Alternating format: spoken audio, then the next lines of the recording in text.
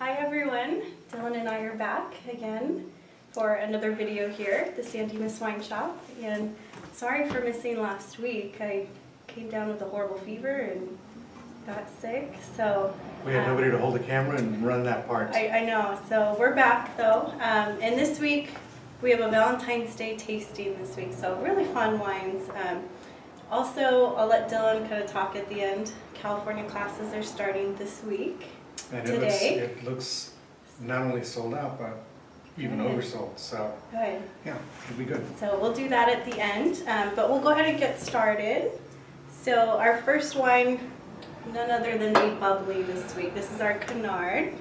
The Canard is a heavy-duty champagne. I was just telling Kristen right before we got started, out of all the champagnes that I've had, what I do remember about this, and in addition to it being good, is that it's a real big, heavy-duty champagne. I would definitely call it more than full-bodied. But for those of you, it's a blend of Pinot Noir, Pinot Meunier, and Chardonnay. It's 40, 40, and 20 is the blend. If you like buttered dishes, like fish, chicken, and you want to do like a butter sauce or a butter wine sauce, that's it. And if you want to do that Valentine's dinner at home, this is the way to go. Real good choice. Yeah, you were saying it's like the stouts It's of the champagne. stout of champagne. It's a big one. Alrighty. And next is our rosé this week. Really The nice rosé, I love this one. This is the La Vendette, and it's a blend of Cinsault, Grenache, and Syrah.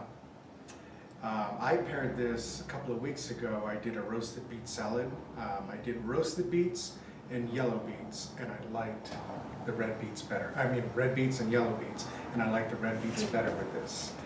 Just really a delicious wine. I did a balsamic vinaigrette. You need something with acidity to be able to stand up to this wine, so I think that doing a balsamic vinaigrette without going over the top on the vinegar, I think is a good choice. And man, talk about a great, lush, supple, light. The finish on it is light, especially as it warms up. But if you serve it nice and chilled, you'll find a nice, long, lingering finish on this. Yeah, I liked it, and already, and we didn't have it chilled. Yeah. Alrighty. So the Flux, Mark Harold. We've been carrying Mark Harold wines pretty much since the beginning of this shop. Mark Harold is one of those winemakers, UC Davis, PhD, just been doing this for forever and a year, and he decided to make his own brand. He comes from a pedigree of winemaking because he's worked for some of the top houses around the state.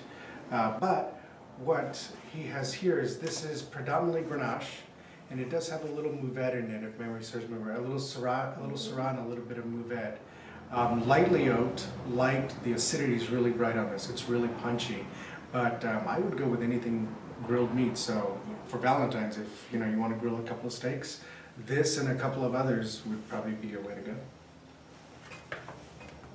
Alrighty. And our Carradine, this is their Petite Syrah. The 2010 Petite Syrah, this comes out of Napa Valley. It is Petite Syrah, does have a little bit of Cabernet Sauvignon, some Merlot, some Petit Verdot, as well as some Zinfandel, and it's in small amounts, but pretty light for a Petite Syrah, wouldn't you say? Yeah, Petite Syrahs oftentimes tend to be real dark and extracted, but 2010, especially in Napa Valley, was a really light, it wasn't a hot summer. So the hang time on the vines was a little bit longer, and because they weren't sun-drenched, they didn't get that raisinated character, that big lush character, which so many people that like Petite Syrah like. But here's a real good way to change and to really see how different Petite Syrah can be when it's on the lighter side. Yeah, it's not what I was expecting, but very good. Yeah, very I think everything from Carradine so far I really liked. Man, what a great house. Yeah, Huh? they make some great wines. Alrighty, and this is our Love Grass. Perfect for the theme of Valentine's Day.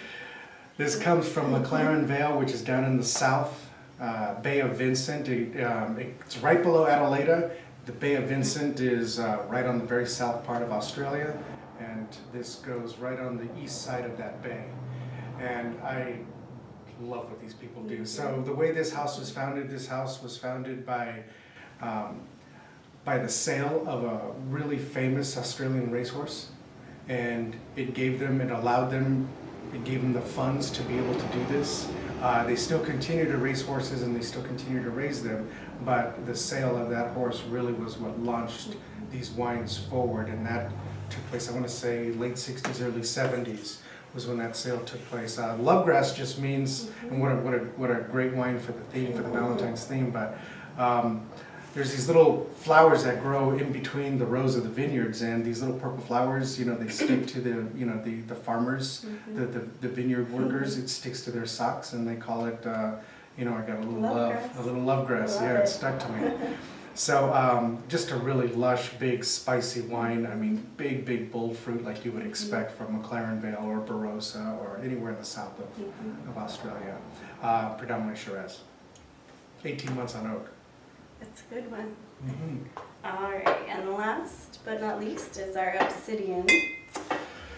Oh boy, so Obsidian Ridge, these are elevated. We've talked about this before. Anytime you're talking about elevated fruit that comes off of a mountain, you're talking about mountain fruit that is, because there's no topsoil on the sides of mountains, these wines tend to be a lot more concentrated because the fruit, let's say on the valley floor, all things being equal, it's 4 tons per acre. Now you're talking about 2 tons per acre because it's just really struggling, to live and to get nutrition. But that's what makes these wines so beautiful, is they're really concentrated. What I do like about this wine is that, unlike some of the past Obsidian Ridges, the tannins are real soft. They're real soft and velvety. Yeah, and this is a new vintage for us. It is. It is a new vintage, so I think a lot of you haven't tried this, and I think you're really going to be impressed with Obsidian Ridge and what it is that they're doing on this vintage. And it's been here at the shop for quite a while. Ever since I've been here, and I've been here about 2 years after we've opened, so yeah. You've been here for a long time. Yeah, 7 8 years, yeah. All right, well that is our lineup this week, so perfect. Perfect for Valentine's.